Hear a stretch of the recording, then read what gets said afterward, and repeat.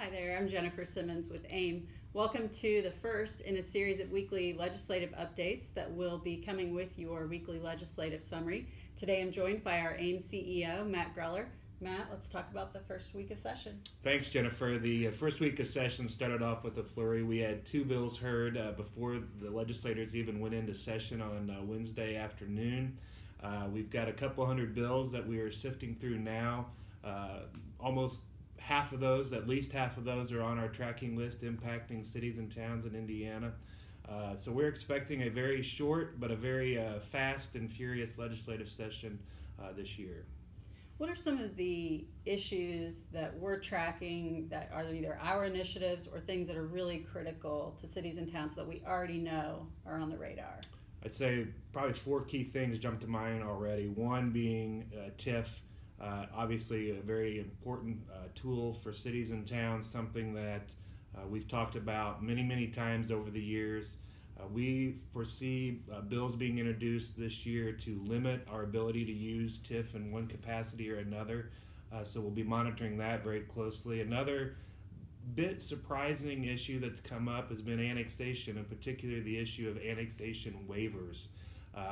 We've already seen 5 or 6 bills introduced that impact annexation waivers going forward and retroactively, so that's causing us some concern. And we'll have leftover issues from last session. Small cell towers will be back again. We'll definitely see bills in both the House and the Senate. Short-term rentals will be back again. The Airbnb issue will be back. So those are just a few of the things that we see coming up in the next few weeks.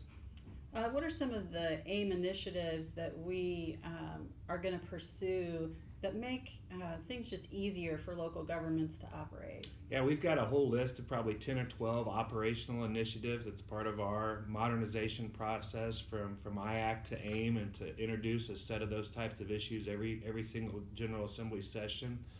This year is no different. We have probably 3 to 4 bills where those issues are contained, some in the House, some in the Senate. Some have been introduced in bill form already. We're still waiting on others, so we're very excited about moving some of those forward. So what are some important dates, things people need to know over the next couple of weeks? You want to pay attention to a few things. First is, over the next week to week and a half, we should have all the bills filed, and we'll be able to have a really clear understanding of where things stand, where we're making ground, where we need to play a little bit of defense.